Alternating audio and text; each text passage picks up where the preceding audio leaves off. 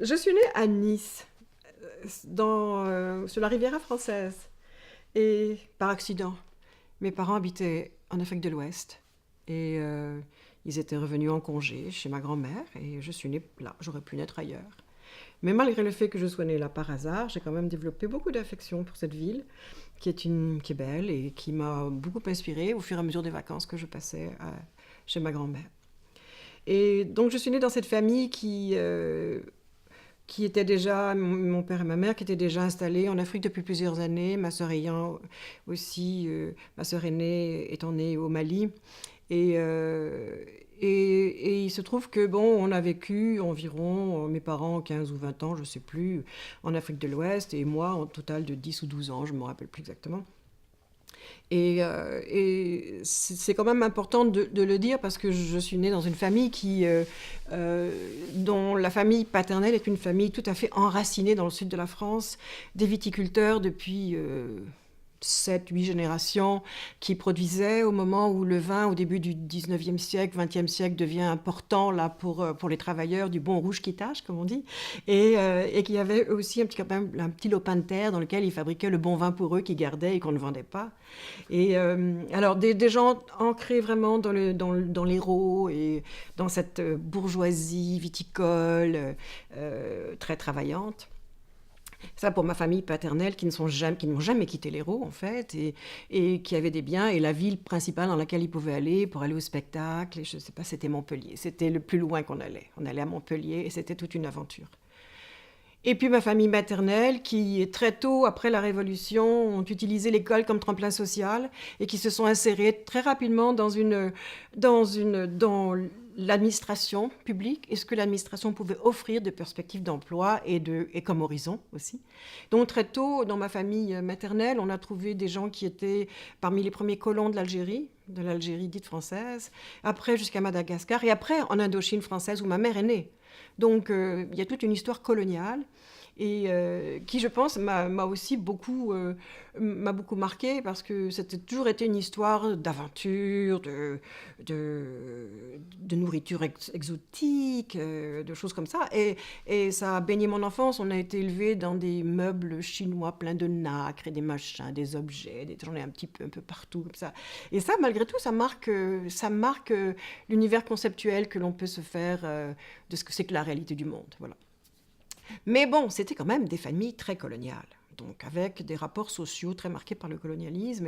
Et très tôt, je me suis posé des questions justement sur le fait que on parlait de la Congaille. Elle n'avait jamais un nom, c'était la Congaille. On parlait de la Bonne, on parlait du boy, on parlait de gens qui avaient des rôles sociaux bien particuliers, le jardinier, le boy, le machin. Mais on n'a jamais su leur nom. Nous, on leur donnait des noms, mais quand on en parlait toujours en termes de rôles sociaux qu'ils occupaient. Et quand j'étais petite, je trouvais ça normal. C'était comme ça, l'univers était construit comme ça. Et puis, au fur et à mesure des années, je me suis rendu compte qu'il y avait des choses qui me bouleversaient quand même assez, parce que je me rappelle qu'on était, nous, justement, et c'est un des premiers souvenirs douloureux que j'ai du racisme, quand on était à Gagnoa, dans le nord de la Côte d'Ivoire, et ma sœur et moi, nous étions les deux seules petites Européennes à l'école cette année-là, et il y avait 20 petites filles ivoiriennes avec nous, et le livre d'histoire commençait par « Nos ancêtres les Gaulois ». Et là, je regardais autour de moi, je me rendais chez maman, mais pourquoi les ancêtres les Gaulois, ils sont pas Gaulois, eux, leurs ancêtres sont pas Gaulois. Et là, elle m'expliquait. Et là, j'ai compris le colonialisme, la mission civilisatrice que la France s'était donnée, soi-disant, et ces choses-là. Et ça, c'était vraiment mon premier questionnement important, je pense, de ça. Ça a été assez douloureux. Et, euh, et après, quand l'histoire de cette partie de notre vie en Afrique de l'Ouest s'est arrêtée, au moment de la décolonisation de l'Afrique, là, dans les années 60-62, nous sommes retournés en France. Et là, c'est là que j'ai appris aussi, j'ai compris un petit peu aussi la difficulté de l'entre-deux. Euh, En Afrique, je n'avais jamais compris la difficulté de l'entre-deux. Les Français étaient dominants. Je faisais partie de cette enfance privilégiée. On ne se posait jamais de questions sur les autres. C'était l'enfance. Mais en arrivant à l'adolescence en France, j'ai compris que d'abord, je n'avais pas de racines là où nous étions, je n'avais pas d'amis d'enfance là où nous étions. J'avais une expérience de vie d'enfance qui n'avait rien à voir avec ce que les petits Savoyards avec lesquels que je côtoyais à l'école quand nous sommes rentrés en France vivaient. Et là, je me suis rendu compte à quel point j'étais complètement décalée d'une réalité qui m'échappait et à quel point ça me crée des difficultés dans mon habileté de faire ou d'établir des rapports sociaux. Parce que, parce que j'avais rien à leur dire qui résonnait avec ce qu'ils connaissaient. Et tout semblait tellement extraordinaire et tout semblait tellement inventé que on m'a très tôt prise pour une menteuse.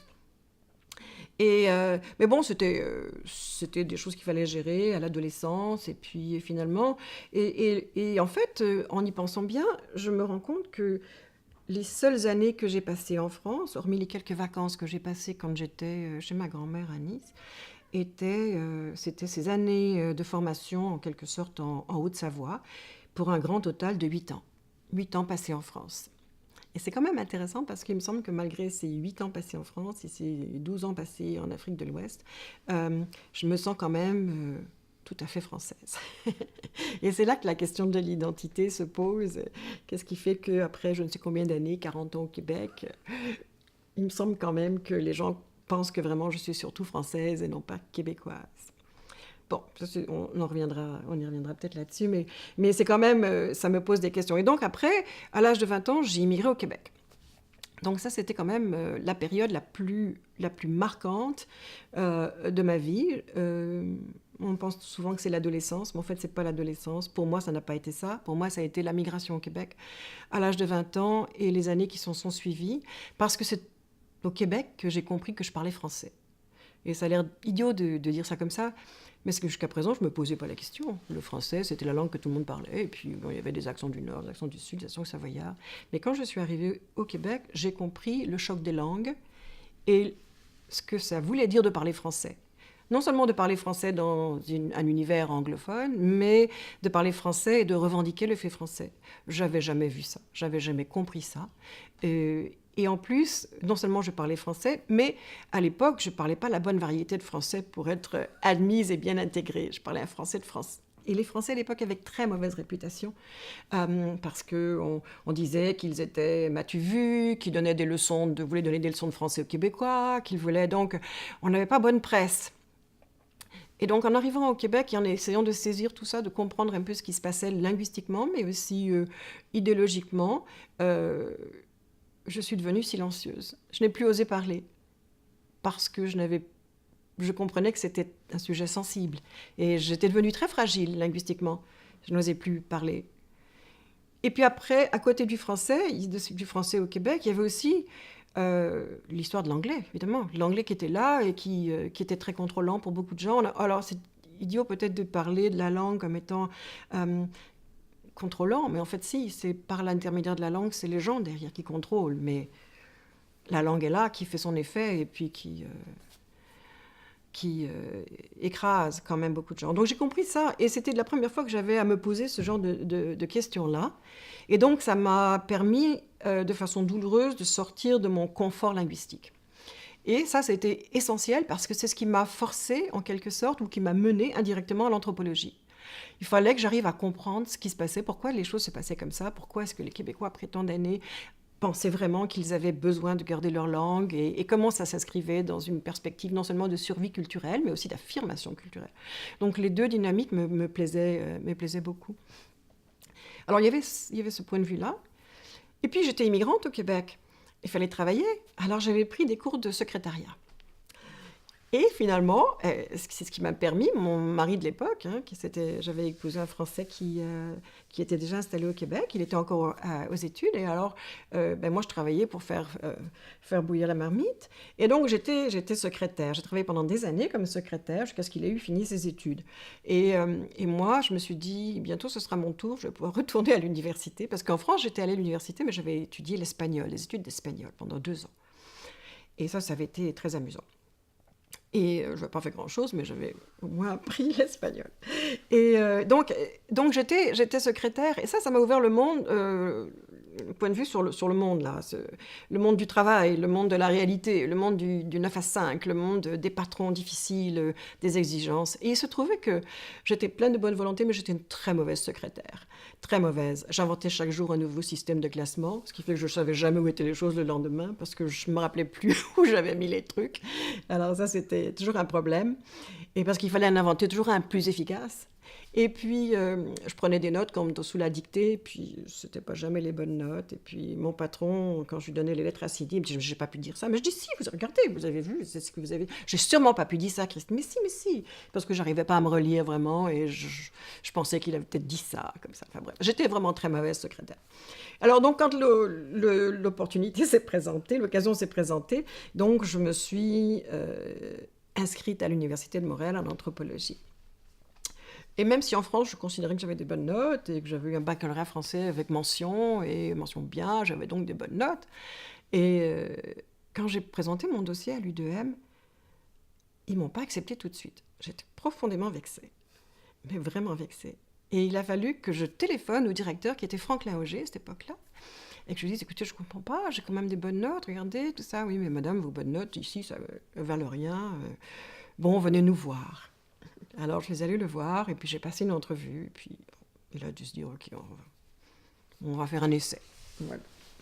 Je me rappellerai toujours, et je me rappelle plusieurs fois, j'avais parlé de ça à Franklin. Il me dit, oui, je me rappelle bien, t'es arrivé, tu pensais qu'on allait te prendre comme ça, mais non. Et c'était quand même amusant. Alors, ce qui fait que j'ai commencé l'anthropologie, et là, là j'ai découvert un monde qui m'a complètement bouleversée, parce qu'un monde qui mettait en question toutes les choses auxquelles j'avais cru jusqu'à présent. J'ai repris des études à l'Université de Montréal en anthropologie. J'ai recommencé à zéro, parce que les 2 années que j'avais fait en espagnol à Nice n'étaient pas comptabilisées de la même façon. Enfin, ça ne me dérangeait pas de recommencer à zéro, je ne connaissais rien de toute façon. Alors, donc j'ai recommencé à zéro, et là, j'ai découvert un monde complètement différent qui a contribué à accentuer, plutôt qu'à régler, le malaise dont j'avais fait l'expérience un peu plus tôt à mon arrivée au Québec. C'est-à-dire que là, non seulement j'ai découvert un monde intellectuel, mais un monde intellectuel qui remettait en question tout ce à quoi je croyais dès lors, c'est-à-dire jusqu'alors. C'est-à-dire que j'avais toutes les histoires sur les idéologies linguistiques, sur les relations de pouvoir, les relations de classe, c'était des questions qui m'avaient probablement échappé à un moment donné. Et là, tout mon système de croyance sociale a été complètement remis en question. Et je me rends compte qu'après certains cours, comme par exemple les cours de Gillian Sankoff sur l'idéologie linguistique, je rentrais chez moi en pleurant, en me disant, c'est pas possible, on m'a raconté des bobards toute ma vie, comment est-ce que j'ai pu croire tout ça? Comment est-ce que j'ai pu croire tout ça? Et là, je devais vraiment paraître très naïve, parce que... Mais c'est des choses qui vont nous chercher très loin. Si on ne prend pas le temps de se poser des questions sur le pourquoi et le comment des choses, parce que la vie est tellement prenante, parce que il faut vivre au quotidien, parce qu'il faut aller travailler tous les jours, parce que l'expédient de la vie fait que des fois, c'est facile de faire passer sous le tapis les choses auxquelles on devrait normalement s'arrêter. Et d'être allé à l'université, d'avoir pris ces cours avec tous ces merveilleux professeurs que j'ai eus, ça a été vraiment un grand bouleversement. Je me suis vraiment posé des questions sur moi, sur ma capacité de comprendre les choses, sur la formation que j'avais reçue, sur le système auquel je croyais profondément. Moi, j'avais été élevée quand même dans une famille où les gens faisaient attention à l'éducation. Mon père était passionné d'histoire. Chaque soir, il nous racontait des histoires merveilleuses sur l'histoire de France, l'histoire du monde, sur Jacques Cartier, sur des tas de choses extraordinaires, sur les Aztèques, sur les trucs. Et le lendemain, il nous posait des cols pour être sûr qu'on avait bien compris, c'est ça, qu'on savait bien. Donc ça, c'était ça. Et une mère qui était passionnée de littérature, qui nous faisait lire très jeune. On avait lu tous les trucs de Solzhenitsyn, on avait lu Dostoïevski, on avait lu tous les trucs les livres de Jane Austen, tous les auteurs américains du début du XXe. Enfin, très jeune, on lisait tout ça. C'était merveilleux. Donc, mais malgré tout, on est passé à côté de beaucoup de choses. La question de vie politique, tout ça, on n'en parlait pas. On ne parlait pas de ces choses-là. On ne parlait pas de religion, on ne parlait pas de vie politique, on ne parlait pas de choses comme ça. Et on ne parlait surtout pas de colonialisme. Surtout pas. Et donc, dans ces cours, ça a été pour moi une révélation, mais en même temps un grand choc intellectuel. Et Et j'ai appris énormément auprès de tous ces professeurs merveilleux que j'avais. J'avais ben, ils étaient tous jeunes. Le département d'anthropologie, là, quand je suis rentrée en anthropologie, je ne sais plus quelle année, en 76, je ne sais plus, 75, ou 76, je pense, à l'U2M. Mais les profs étaient tous jeunes. Il y en avait qui étaient déjà quand même beaucoup plus installés, comme Jean Benoît, comme Jacques Gomila, qui étaient là depuis des années. Mais, euh, mais il y avait des jeunes comme Bernard Bernier, comme Pierre Bocage, Gillian Sankoff. Ils avaient 35 ans, même pas 40 ans. Ils étaient là. Louise Paradis. C'était des jeunes. Alors ils étaient pleins d'enthousiasme, ils avaient plein de choses à dire. Et puis c'était la belle époque du marxisme. Hein. Alors ça bougeait dans les cours. Ça chahutait. C'était très intéressant. Mais c'était des gens qui m'ont absolument... qui m'ont bouleversée d'abord par la quantité de choses qu'ils savaient, la pédagogie avec laquelle ils enseignaient leurs choses, et puis l'accessibilité aussi. Euh, euh, Ils étaient grandement accessibles, tous ces gens-là. Et pour moi, qui avait fait donc 2 années d'études universitaires en France, ça avait été une révélation de voir que l'on pouvait à la fois être savant, stimulant, mais accessible. Et j'en ai fait une leçon de vie qui me marque de nos jours dans mes rapports avec mes étudiants. Euh, Mes étudiants ne sont pas mes copains, surtout maintenant que je suis plus vieille. Quand j'avais 35 ans, oui, mais ce n'est pas mes copains. Mais je suis quand même très accessible et je pense qu'on peut arriver à combiner euh, le, le- la bienveillance et la stimulation intellectuelle. Et qu'on n'a pas besoin d'être hautain et d'être... Et ça avait été une grande leçon de vie pour moi, cette découverte-là. Alors des professeurs merveilleux, très passionnés par ce qu'ils nous enseignaient, Pierre Bocage, le marxisme, très engagé dans ses luttes, c'était l'époque de Campuchéa, alors là, et Pierre était dans les corridors en train de nous vendre, de nous donner des petits tracts partout, là, à chaque fois qu'on passait pour aller à la cafétéria. Bernard était dans ses cours, il était presque assis sur son bureau, remontait ses manches, et puis il nous parlait de Max Weber, et puis il nous parlait de Pierre Bourdieu. En fait, Pierre Bourdieu, je crois il a découvert Pierre Bourdieu avec nous, je crois, il me semble. Il me semble que il me semble qu'on avait fait, à un moment donné, là, on lui avait dit qu'il fallait qu'il lise quelque chose comme ça. C'était le mode, on commençait à découvrir Bourdieu. Alors, puis il y avait aussi Jean-Claude Muller qui racontait des histoires fabuleuses sur l'Afrique, un puits de science comme on n'en fait plus, assis sur son bureau, les pieds croisés comme ça, en tailleur, comme ça, et là il nous racontait des trucs. Mais c'était des gens qui étaient des puits de science et qui, à la fois, savaient transmettre non seulement leur connaissance, mais leur passion. Et, euh, et c'était, il y avait de quoi, embarquer, on ne pouvait pas résister. Et d'ailleurs, dans la cohorte dans laquelle j'étais moi, il y avait Mauro Pericini et il y avait Robert Crépeau. On était tous les trois en même temps, puis on est tous les trois devenus anthropologues et puis professionnels, quoi. Il y en a qui le sont devenus. Il y avait des archéologues aussi qui commençaient à se définir comme archéologues. Alors c'était vraiment une époque très, très importante. Mais parmi tous ces professeurs, il y en a une qui m'a vraiment marqué beaucoup, c'est Gillian Sankoff. Et je ne sais pas si elle le sait, qu'elle m'a tellement marqué, peut-être, parce qu'à un moment donné, j'ai eu l'occasion d'écrire un article dans un volume, un Festschrift pour elle, et je crois que là, elle a dû comprendre à quel point elle m'avait marqué. Et c'est, je pense, à cause d'elle, ou grâce à elle, que je me suis lancée dans les études de créole et de pidgin. Euh, Elle avait su non seulement faire miroiter l'intérêt d'un terrain éloigné, à une époque où on commençait à en revenir un petit peu, mais aussi faire miroiter l'intérêt d'un sujet d'étude tel que les langues pidgin et les langues créoles, qui semblait un peu ésotérique, qui était un petit peu éloigné des sujets que j'avais traités jusqu'alors.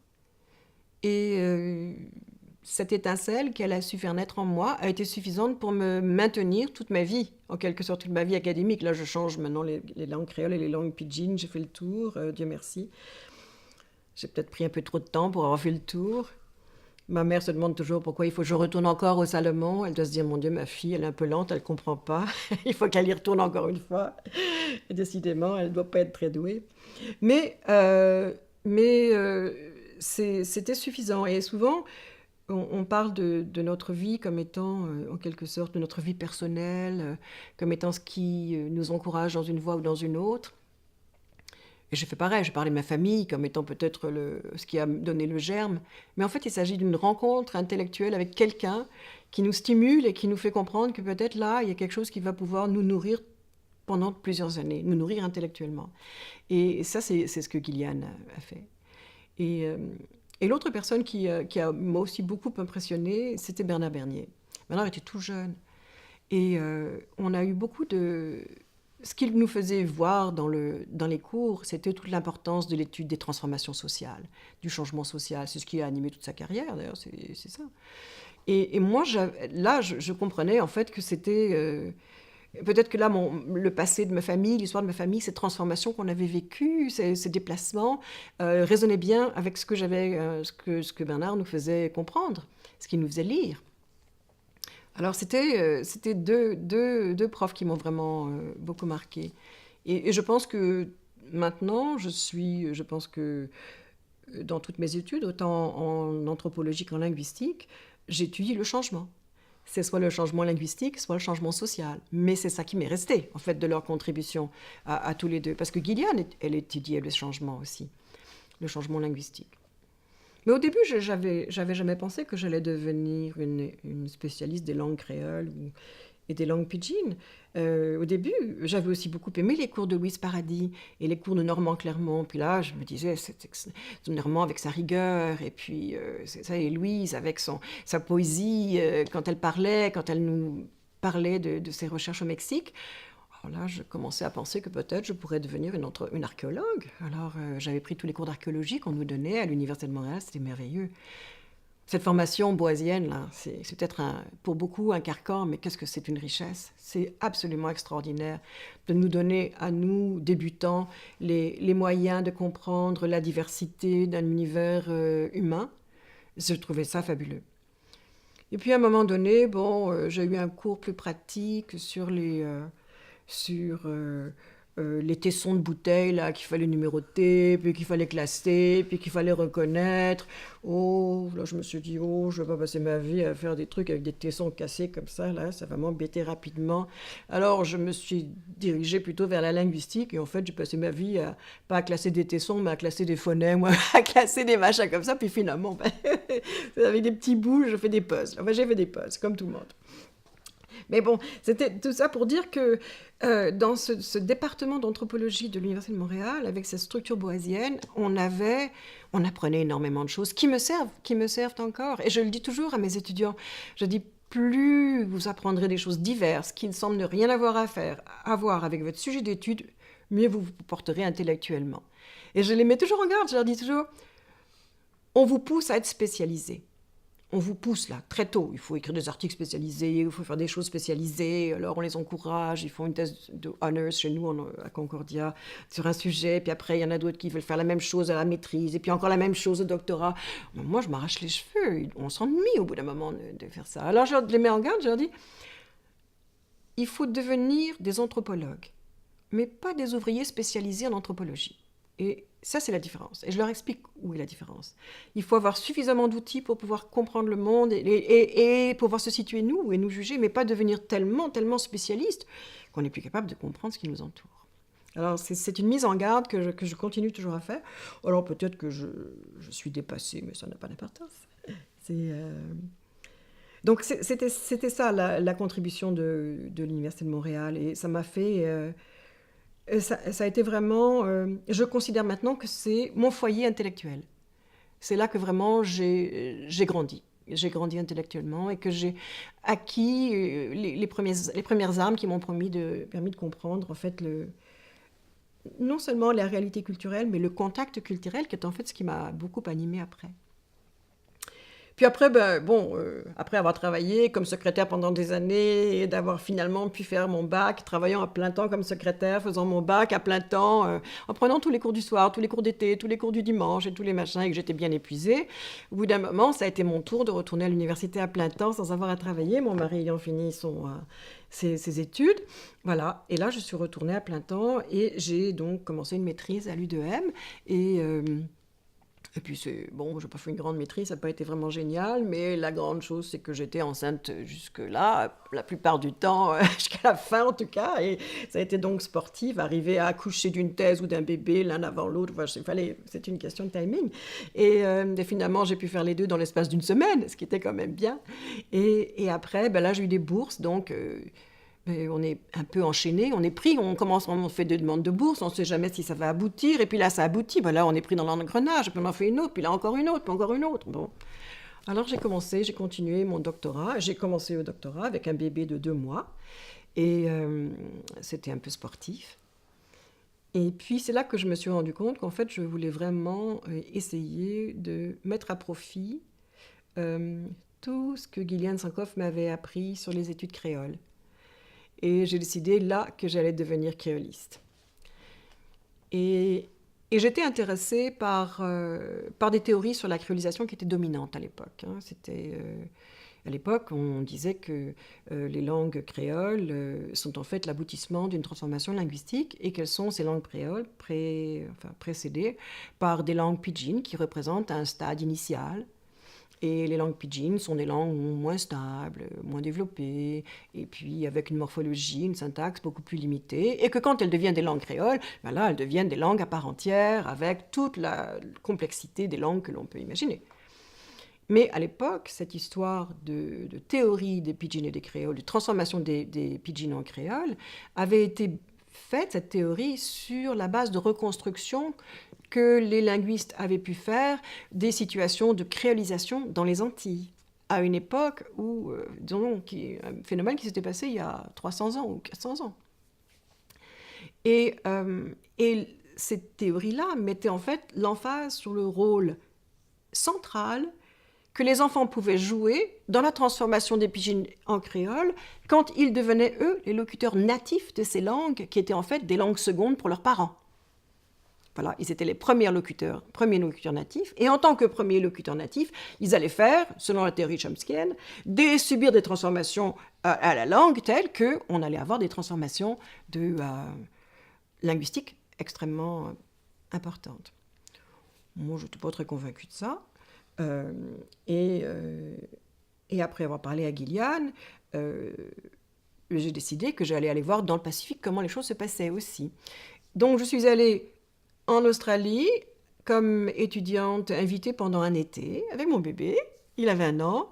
Et j'ai là rencontré des gens absolument fabuleux. Des gens dont j'avais lu quelques travaux, ça commençait. Mais il se trouvait qu'en arrivant là, en 1981, à l'Australian National University à Canberra, il y avait un groupe de recherche qui était établi, qui allait durer 2 ans, et où se trouvaient des jeunes chercheurs, qui étaient tous des étudiants de John Gampertz et de Del Hymes, animés par Roger Keesing, qui était le directeur du département à l'époque, qui s'intéressait aux relations entre langue et société. Alors on avait des gens comme, les gens qui sont ethnolinguistes vont reconnaître les noms, mais des gens comme Michael Silverstein, comme Sandro Duranti, Eleanor Hawkes, Bambi Shefflin, John Gampertz lui-même, Steve Levinson, Penny Brown, mais des gens qui sont devenus, Jody Avin, qui sont devenus tous des étudiants de Gampertz et Hymes, qui sont devenus les grands pontes de l'anthropologie linguistique américaine, et qui sont placés à NYU, à Chicago, à Michigan, à UCLA, dans les grandes écoles comme ça là. Et c'est eux qui refont. Maintenant, ils en sont à leur 3e génération. Bref, tous ces gens-là étaient là. Ils étaient jeunes, ils étaient en train de faire leur post-doc, ils venaient d'avoir des postes, et moi, j'étais là, jeune doctorante. Et puis, j'assistais à tout ça, mais le monde s'est ouvert, encore une fois, à moi. Et là, j'ai décidé donc que c'était là que je voulais faire mes études. Alors, je suis rentrée à Montréal. J'ai expliqué au directeur de l'époque que voilà, c'était fini, que j'avais beaucoup appris à Montréal. J'ai quand même fini mes examens de synthèse, j'ai tout fait. Et puis je suis partie m'installer en Australie. Et en Australie, c'était un monde, c'était merveilleux. Toute cette stimulation intellectuelle qui était complètement différente de celle que j'avais vécue, qui utilisaient beaucoup dans leur approche à la langue tous les concepts sur le pouvoir, sur la structure que j'avais appris dans les cours de Bocage et de Bernier, mais qu'ils les utilisaient de façon instrumentale pour étudier la langue. Moi, je trouvais ça ça y est, là, j'avais trouvé ma deuxième maison intellectuelle. Et donc, parce que Gillian avait fait ses recherches en Nouvelle-Guinée, et qu'elle m'avait donc bien aiguillonnée, je me disais, il faut quand même que j'arrive à répondre à cette question qui me turlupine. Et qu'est-ce qui se passe vraiment quand le pidgin devient un créole? Est-ce qu'il y a vraiment des changements importants? Et il fallait donc trouver une situation au Salomon, dans le Pacifique, où les choses se passaient de cette façon-là. Et c'est là qu'on m'a dit, mais tu sais, au Salomon, en ville, il y a plein de gens qui parlent le pidgin comme langue seconde et qui se marient entre eux, et qui se marient avec des gens qui parlent des langues vernaculaires différentes, et donc la langue pidgin est la langue domestique. Et tous ces gens-là, et en ville, ils élèvent des enfants en pidgin. Alors voilà, j'ai trouvé mon terrain. Donc, je suis partie au Salomon pour, en fait, essayer de répondre à une question théorique. Et quand j'y pense, je me dis, tiens, c'est quand même étonnant parce que à l'époque, on partait souvent encore sur le terrain pour aller répondre à des questions ésotériques ou exotiques, ou à des besoins exotiques. Ben là, moi, j'avais vraiment une question théorique qui me turlupinait et il fallait trouver un terrain où les choses pouvaient se passer, où je pouvais étudier ces choses-là. Et donc, je suis partie faire mes recherches au Salomon, puis j'arrivais avec mon bébé qui avait, je ne sais plus un bébé, mais il avait 2 ans, un truc comme ça à peu près. Et là, je fais mes recherches de doctorat avec cet enfant, toute seule, au bout du monde, là, avec son père qui était à Montréal, et puis moi qui étais étudiante en Australie, puis nous, on faisait nos recherches au Salomon, et puis on a passé 3 ans à faire des allers-retours nombreux. Mais c'était l'aventure, on ne se posait pas de questions, on faisait ça. C'était à faire, il fallait le faire, c'était ça. Et j'ai eu la chance d'avoir un enfant qui était un enfant merveilleux pour une anthropologue, qui se plaignait jamais, qui trouvait tout très bien, qui souriait tout le temps, qui n'est jamais tombé malade, qui, de temps en temps, qui a eu comme langue première le pidgin, hein, c'est ça, c'était la première langue qu'il ait parlé, le pidgin. Puis après, on est rentré à Montréal pour Noël, puis là, son père parlait pas pidgin, alors les petits cousins non plus. Hein, alors pendant 15 jours, il a regardé un peu tout le monde en se disant, mais pourquoi ils parlent pas pidgin eux? Puis là, le français qu'il avait intériorisé quand je lui parlais est ressorti, donc il est passé au français. Puis après, on est retourné en Australie, puis la garderie, on ne parlait ni pidgin ni français, la garderie en Australie. Alors il s'est mis à l'anglais, puis là, voilà. Donc pour l'espace de 3 ans, le gamin est passé de 3 langues différentes, et puis ça s'est bien passé. Voilà. Je ne sais pas si ça s'est bien passé. On pense toujours que nos enfants passent d'une langue à l'autre très facilement. Techniquement, ils le font, mais je suis toujours convaincue qu'il y a un coup émotif certain. Et mon fils me disait, quand il était petit, là, à la garderie, il avait 3 ans, là, ou 3 ans et demi, à la garderie à Canberra, je me rappelle être allé le chercher, et je lui dis, alors Guillaume, je demande de l'encourager, alors Guillaume, t'as passé une bonne journée avec tes amis, ça s'est bien passé? Et puis il me regarde, il fait, mais j'ai joué avec eux, mais c'est pas mes amis. Je lui dis, mais pourquoi? Mais je comprends rien de ce qu'ils disent. Et c'est là que on a beaucoup, en tant que parents, on a l'habitude à ce qu'on nous verse une sorte de culpabilité liquide sur le dos là, quand on ne fait pas bien les choses. Mais là, c'était une culpabilité à la fois personnelle et professionnelle, en quelque sorte. Là, j'avais l'impression que j'avais fragilisé mon enfant pour pouvoir suivre un rêve personnel. Et ça a toujours été, je pense que beaucoup de parents vivent ce genre de tension-là. Et moi, je mets toujours en garde mes doctorantes et mes doctorantes devant ça. Je dis, c'est beau le rêve du doctorat, mais c'est une série de sacrifices personnels, c'est une série de sacrifices familiaux, c'est une série de sacrifices financiers. Puis il faut être sûr de pouvoir tenir le coup jusqu'à la fin, sans savoir si à la fin, il y aura quelque chose de tangible. Alors, c'est des petits souvenirs, mais qui marquent et qui marquent aussi la vie de nos enfants, puisque Guillaume se le rappelle très bien. Tu te rappelles, maman, quand j'étais à la garderie à Canberra? Et donc, et là, au Salomon, c'était à la fois différent de ce que j'avais connu, mais à la fois familier. Familier parce que d'un point de vue physique, je retrouvais un peu le climat que j'avais connu en Afrique de l'Ouest, là, au Sénégal ou en Côte d'Ivoire. C'était les tropiques, on mangeait du manioc, tout ça, ça ne me dérangeait pas. Les gens avaient la peau noire, je m'y retrouvais. Enfin, c'était mon monde en quelque sorte de couleur, hein, parce que je me trouvais tout à fait bien. Mais j'étais constamment en porte-à-faux parce que je ne comprenais rien de ce qui se passait. Alors j'avais cette zone de confort qui était le confort physique, une partie du confort cognitif, et puis cet inconfort permanent de ne pas comprendre du tout ce qui se passait, les règles sociales, les interactions entre les gens, les relations de genre qui étaient vraiment radicalement différentes de ce que j'avais connu. Et donc ça a été le début de terrain approfondi, là, vivre avec les gens comme on le fait à l'ancienne, quoi. C'est ça, quoi. Et je dis à l'ancienne, mais parce que c'est peut-être plus très à la mode, ces types de terrains qu'on fait. L'anthropologie a tellement changé. Je fais moi depuis aussi différents types de terrains. J'en fais du terrain à Montréal depuis une dizaine d'années. Je fais aussi du terrain dans mon village en France, ce qui me permet de dire à mon doyen, quand je pars 4 mois l'été, que je ne suis pas simplement en vacances, mais que je travaille dans mon jardin. Oui, oui, dans votre jardin, j'ai bien compris. Ou dans votre grenier, j'ai bien compris. Donc, il y a différentes façons de faire du terrain. Mais le terrain que j'ai fait au Salomon est un terrain qui m'a beaucoup marqué.